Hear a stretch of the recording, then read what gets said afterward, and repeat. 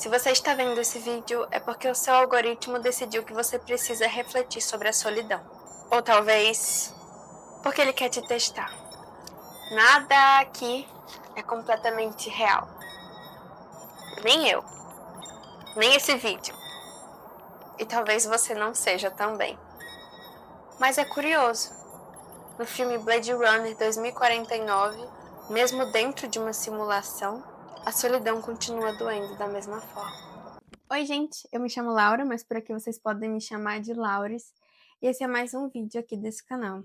Hoje eu vou falar sobre Blade Runner 2049, que é um filme que é sucessor do Blade Runner, que é um clássico, né? Um filme que fala sobre androides, sobre consciência, sobre ser ou não ser humano, enfim. Esse filme dá continuidade aos mesmos assuntos, mas de uma forma um pouco diferente. Esse filme foi lançado em 2017, dirigido por Denis Villeneuve e protagonizado por Ryan Gosling.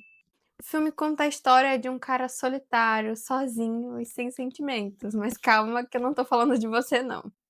Esse cara é um pouco mais específico, sabe? Ele é, bom, um robô.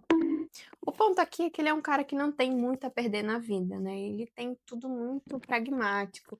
E ele não tem muito propósito também. A gente vê que os androides, eles têm um ciclo de vida, né? Para quem ainda não assistiu o primeiro filme, basicamente eles duram uns 4 anos a serviço de um bem maior. E esse é o caso do Kay, ele tá a serviço como um policial. K ou K, tá, gente? Ele é apenas uma letra. Na verdade, o nome dele é um código, né? Uma série de letras e números, mas o tempo todo ele é chamado de K. Basicamente, tudo que ele tem é uma jaqueta legal, uma namorada holograma e um carro muito foda, tá? O que não é tão ruim quando a gente sabe que ele não é bem humano.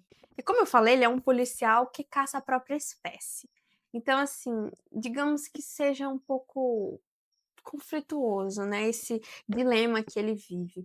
Mas ao longo do tempo, né, ao longo das caçadas dele, a gente percebe que ele não tem muito remorso para lidar com os outros androides que já estão com a vida findada, né, que estão precisando se aposentar, se é que você me entende, né? Eles usam muito esse termo para desviver essas pessoas, esses humanoides. O fato é que chega um caso novo para ele resolver e o filme começa a ganhar corpo. E o Kay, durante uma das suas investigações, ele acabou encontrando debaixo de uma árvore um material genético de uma possível androide que teria dado à luz. E isso até o momento é impossível, né? Até aquele ponto, ninguém tinha chegado à conclusão de que eles poderiam se reproduzir. Então, isso é um fato muito extraordinário. E é por isso que o Kay fica responsável por investigar esse fato, né? Ele é um policial muito dedicado, então por isso que ele pega esses casos sérios mesmo. Cada pista nova, o K vai se aprofundando ainda mais no assunto e meio que vai se envolvendo também.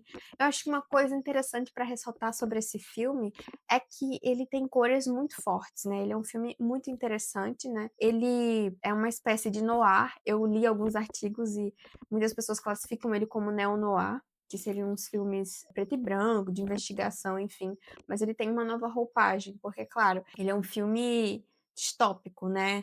De um tempo muito adiante em que as coisas mudaram drasticamente na nossa civilização.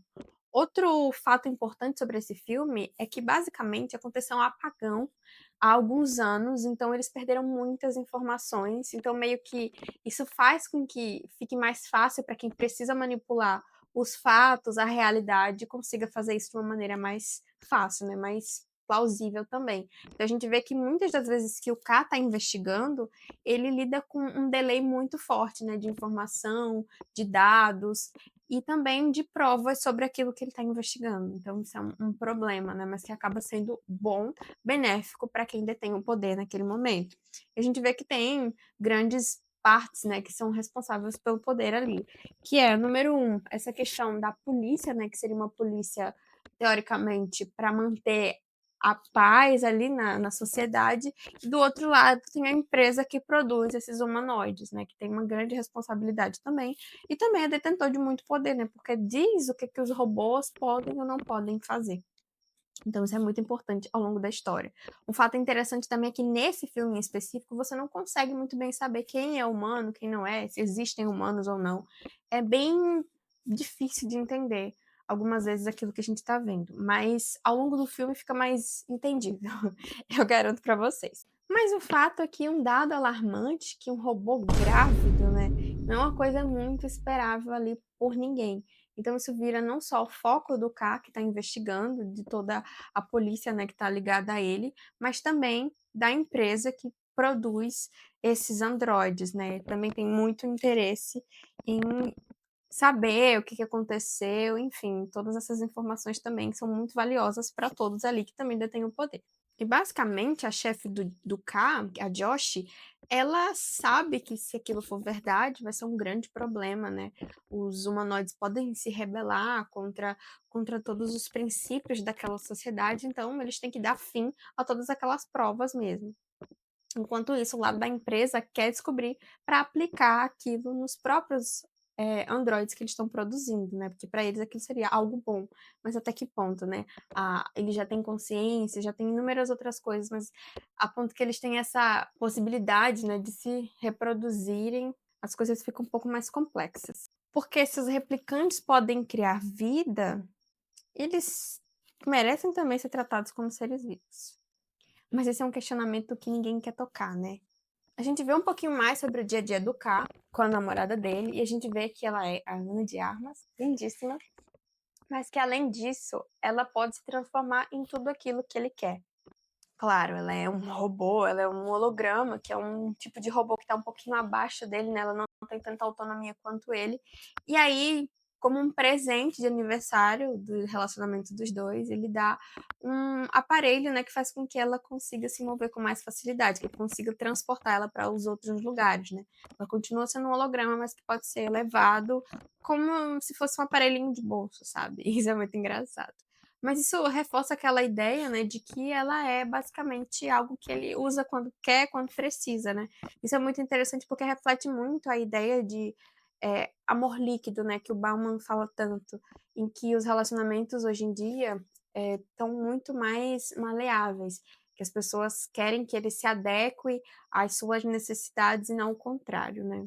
Eu acho que talvez daqui a alguns anos essa pode ser uma realidade, visto que a gente já consegue ver hoje em dia muitas pessoas se apaixonando por chatbots, etc. E isso é muito real, né? Isso é verdade. Eu sei que tem muitos casos que as pessoas fazem piada com isso, mas por outro lado, isso também é uma realidade, né? A solidão que os nossos tempos modernos acabam proporcionando para a gente fazem com que qualquer demonstração de afeto, principalmente um afeto que é muito alinhado às nossas expectativas, se torna algo muito importante emocionalmente e afetivamente pra gente. E isso pode ser um problema considerável. Mas voltando ao filme, a Joy, apesar de tudo isso, ela realmente, genuinamente, parece gostar muito do K e ele também, né? Parece ser um relacionamento muito recíproco e ela faz com que ele melhore. Isso é muito interessante porque, apesar desse ponto de ser algo muito frio, muito robótico, a gente vê traços de humanidade nesse relacionamento também. Tanto dele quanto dela, o que é muito interessante, que faz a gente questionar o que é humano e o que não é ali nesse filme, né? Porque a gente fala muito sobre os sentimentos e emoções como se fossem algo humano, né? Mas e se os robôs, se as obras tecnológicas também conseguem sentir essas coisas, o que nos diferencia, né? É algo muito interessante para se questionar também e que faz com que esse filme seja cada vez mais rico, né? Mas essa questão toda do relacionamento da Joy com o Kai é muito interessante porque também ela faz com que ele evolua muito, né? Como pessoa. Como pessoa. Mas ela faz com que ele evolua muito, e não de uma forma que você espere que um Android evolua, né? Sempre muito frio, sempre nesse aspecto, mas ela acaba criando aspectos humanoides nele mesmo, emocionais. Então, como eu estava falando, a Joy ela chega a dar um nome para ele, ela chama ele de Joe. Então ele passa a ser de certa forma um indivíduo, né? E ela enche tanto ele com essas emoções, com esses questionamentos internos, que ele começa a se sentir diferente dos outros humanoides também. Então, é muito interessante porque é claro que ela está ativando uma coisa que já existe nele, que provavelmente é uma coisa que ele já tem uma inclinação a ser, mas que não é aquilo que é esperado dessa espécie. E no meio disso tudo, né, junto com a Joy, né, ele usa muito ela para investigar o caso, para ler as sequências genéticas. Então, com base naquela sequência genética que está nos restos mortais daquele cadáver que morreu durante o parto, ele consegue encontrar dois outros códigos genéticos que são idênticos, né, que seriam teoricamente gêmeos, mas na verdade, uma daquelas crianças é a criança que nasceu e a outra é uma cópia, né? Porque muitos desses androides são clones, são réplicas de outros ou de humanos que já existiram também. Então, com esse código, ele descobre, né, que a menina tá dada como morta e o menino sumiu, não tem mais nenhuma informação sobre ele presente naqueles dados. E quando ele vê essa sequência de números, né, que como eu falei, todos os androides eles têm uma sequência de números, eles não têm nomes propriamente ditos, ele lembra de uma sequência que estava no cavalinho de madeira, né, uma memória que ele tem. Mas ele não sabe se aquela memória dele é real ou não. Até porque todos os androides têm memórias que são implementadas, né, nas mentes deles, que elas são colocadas ali com o intuito principalmente de manipulação.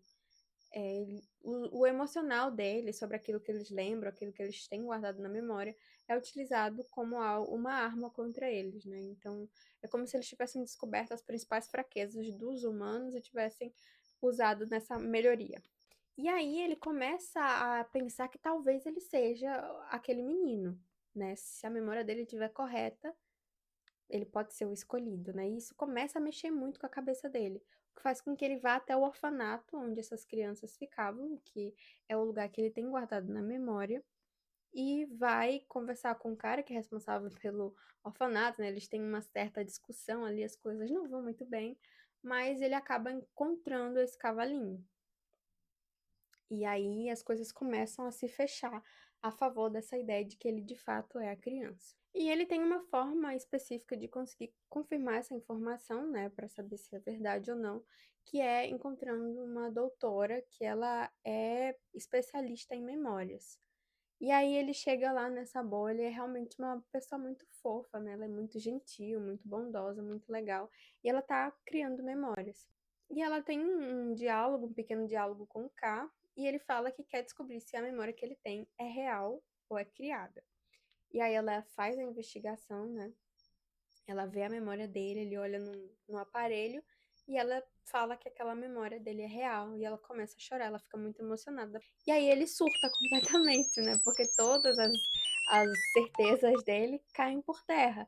E também porque para ele, qualquer coisa que seja parecida com humano, ou com emocional, ou com qualquer coisa nesse gênero, parece ser fraqueza, e é algo que não faz parte dele, né? Nunca fez. Então, aquilo deixa ele muito confuso, aquilo mexe com ele completamente. Aí ele é descoberto, né, pela chefe dele, então ele é levado, né? Ele faz um teste que é um teste que eu acredito que existe até no primeiro filme também, de várias perguntas, e a maneira como ele reage a elas, e a maneira como ele responde significam se ele é humano, se ele é um androide, o que ele está mais inclinado a ser. E aí o K faz o teste mais uma vez, a gente já viu que logo no começo do filme ele fez esse teste, mas agora as respostas dele são mais incertas, né? São mais confusas e mais voltadas ao humano mesmo. E isso faz com que a chefe dele brigue com ele e fique sem entender. Mas ela insiste que ele continue com a investigação para encontrar a criança. Enquanto tudo está acontecendo, na empresa Wallace, que é do Jared Leto, né? Ele representa o dono dessa empresa, que é um cara sinistrão. Eles querem implementar nos novos androides a capacidade de se reproduzir. E quando eles sabem dessa informação, né, claro que eles também tentam ir atrás. E a gente tem uma personagem no meio disso, né, que é a Luffy, que ela é o braço direito desse figurão, que é uma personagem muito interessante, né? Ela é bem robótica, mas eu gosto muito do figurino dela. Nesse meio termo, a gente tem também uma cena que é bem parecida com Her, como se esse filme já não lembrasse o bastante. Não vou deixar nada bem claro, vou mostrar só as imagens para vocês entenderem do que é que eu tô falando. Então ele descobre que aquele cavalinho era de Las Vegas, porque ele tá com uma quantidade de radiação muito forte. Isso faz com que o K vá até lá. E antes dele ir embora, né, ele deixa tudo, depois que ele foi pego pela chefe dele, pela corporação e tudo mais, ele decide deixar a própria casa e a Joy se sacrifica por ele, né? Ela continua naquele aparelho de bolso dele, mas ela é destruída no lugar que era a sede dela, né? Que era uma espécie de placa-mãe. E aí eles vão juntos, né, para essa investigação. E aí a gente tem um contraste muito forte, né? Quando a gente está em Los Angeles, a gente tem uma espécie de Tóquio, né? Como se fosse uma versão aumentada de Tóquio, né? Aquele lugar cheio de luzes, neon, muitas propagandas em todos os lugares, inclusive a Joy é uma das propagandas que a gente mais vê, né? A gente vê o tempo todo como ela é realmente um produto e não algo, não alguém exatamente. Ela tá sempre com roupas muito diferentes, inclusive esse figurino que eu tô foi inspirado nela, em uma das cenas em que ela aparece, né? Porque isso demonstra muito como ela tá sempre se vestindo, sendo aquilo que querem que ela seja, né? Independentemente de quem seja o consumidor, né? Como ela tá na propaganda, ela aparece de uma forma mais atraente, de uma forma mais persuasiva, né? Por isso que ela usa essas roupas mais maluquinhas. Quando a gente chega em Las Vegas, né, é um ambiente muito amarelado, né, um amarelo muito forte. Inclusive na casa, quando o K chega. A casa, ela é muito humana, né? Ela tem todas as características que uma casa humana teria, os móveis, adornos, decorações. A gente vê também muitos aparelhos, né, de música, mas que são um pouquinho mais tecnológicos, né, com hologramas e tudo mais. E nisso tudo a gente encontra o Deckard, que é o protagonista do Blade Runner, né, o original, que é o Harrison Ford, né? E a gente descobre nisso também que ele é o pai das crianças, né? De uma das crianças, na verdade, provavelmente o pai do K. Então ele tem esse encontro, ele fica um pouco emocionado, mas eles têm uma luta. A gente só um errata, que é um cassino e não uma casa. Mas enfim, o K e o Deckard começam a brigar, né? A lutar. Mas aí no meio disso o K consegue convencer ele a responder algumas perguntas. E aí o Deckard começa a conversar com ele, né? E a gente descobre que a mãe da criança é a Rachel, que é o envolvimento amoroso dele no primeiro filme. E também o filme tem toda uma construção de que o Deckard meio que teria abandonado, né, a criança e a Rachel. Mas ele explica que ele precisou fazer isso, né, precisou se afastar delas para que elas não fossem associadas a ele. Enfim, assim seria mais fácil de encontrar. Tem todo um desdobramento na realidade. Ele fala uma frase muito interessante, né, que para a gente amar alguém, às vezes é preciso ser um estranho. E aí, depois de falar isso, ele sai. E como o K estava sendo grampeado, né, pela empresa Wallace, eles chegam até lá, sequestram o Deckard, que eles estão muito interessados nele, afinal de contas, ele é um dos envolvidos na questão da reprodução, né? E eles espancam o K, deixam ele para morrer, e nisso também quebram o que restou da Joy, né, que era só aquele aparelhinho.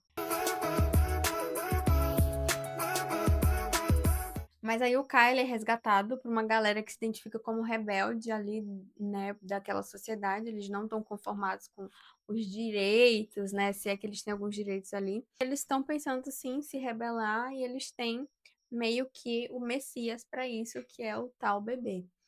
E aí, quando o K começa a conversar com a líder desse grupo, né, ela fala que conheceu a Rachel pessoalmente, que estava lá no parto, e que o bebê, na verdade, é uma menina, e que ela está viva e em segurança para ser usada quando for necessário. E ali, a construção todinha que a gente teve do K até aquele momento cai por terra, né? Tudo que ele evoluiu, tudo que ele pensou, e a cabeça dele vira um conflito interno profundo. E também pelo fato dele ter perdido a Joy, que era a única coisa próxima de afeto que ele teve ao longo da história. Então ele fica muito, muito mal. E é depois disso, depois que ele tá todo machucado, sangrando, com um curativo, que a gente vê aquela cena da Joy gigantesca, né, nas propagandas, e ela olha para ele e fala: "Você parece solitário. Eu posso mudar isso, eu posso consertar isso." Que é uma cena clássica, né? Que é uma das cenas mais recortadas desse filme. E esse é o sentido dela, né? É um cara que acabou de perder o amor da vida dele, por mais que fosse um amor meio estranho, era o amor dele, sim, de qualquer forma, e acabou de perder também o sentido da própria vida, que ele tinha acabado de encontrar. E enquanto isso acontece com o K, né, por outro lado, o Deckard, que foi sequestrado, tá passando por uma tortura psicológica realmente, né? Lá na empresa Wallace. Também é uma das cenas mais interessantes desse filme, que é quando o personagem do Jared Leto começa a conversar com ele e falar que, na verdade, todo o relacionamento que o Deckard e a Rachel viveram foi um experimento, né, para saber se era possível existir a reprodução. E a gente não sabe se aquilo é real, se não é, como muitas coisas nessa história. E chega ao ponto dele levar um clone, assim, muito parecido com a Rachel, para o Deckard, né? Mas ele percebe que não é ela. A Love, né, que é aquela assistente da empresa Wallace, ela tá meio que torturando o Deckard, né? Ela tá numa espécie de espaçonave, um automóvel ali deles, e o K intercepta, ele dá um jeito de chegar até ele resgata o Deckard e meio que finge que ele morreu.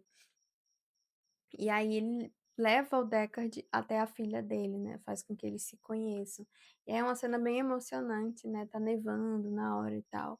A gente vê que ele tem um certo sentimento também pelo Deckard, não sei se ele vê ele como uma figura paterna também de alguma forma, se aquele nutriu algum sentimento por ele. Mas ele faz aquilo de vontade própria, né? Uma das primeiras vezes que a gente vê.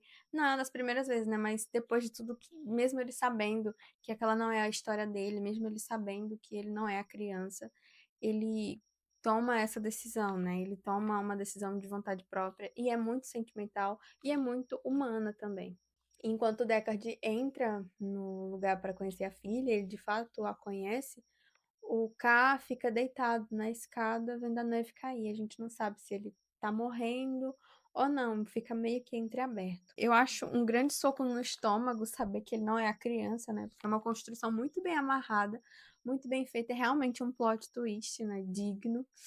Quando a gente sabe que ele não é criança, a gente sente também essa perda de sentido do filme. Então, esse é um filme que eu sei que apesar de muitas pessoas que são fãs do Blade Runner original não gostaram, que ainda carrega sim muito do legado dele, né? Essa coisa toda dos humanoides, da tecnologia, do avanço, né? Eu sei que são 35 anos de diferença nas histórias, e isso tem algumas implicações, sim, claro. Eu sei que as duas histórias são bem diferentes, nas propostas também, mas que ao mesmo tempo elas se conectam, né? Claro, como você consegue ver vários personagens citados ou que aparecem, né, nas duas histórias. Eu achei isso muito legal. Eu não tinha assistido também o primeiro filme. Eu fui procurar saber mais sobre ele também, né? Pra entender um pouco mais, porque tem algumas coisas que eu acho que talvez se você assistir só o Blade Runner 2049, você talvez não entenda. Mas ainda assim é uma história muito completa, né? Muito interessante e que tem muitas reflexões. E assim, hoje em dia, em 2025, quando a gente está tão imerso em vários tipos de tecnologia, como as inteligências artificiais, robôs cada vez mais modernos e capazes de realizar inúmeros procedimentos, acho que filmes, histórias e pensamentos como esse que a gente vê em Blade Runner são muito importantes, né? A gente sempre tem que se questionar, a gente sempre tem que pensar sobre isso. Não é deixar as coisas irem acontecendo e tomarem proporções que podem gerar problemas graves, né? Então é isso, gente. O vídeo fica por aqui. Espero que vocês tenham gostado. Comentem, curtam, compartilhem. Falem aí o que vocês querem ver aqui no canal no próximo vídeo. É isso, até mais. Tchau!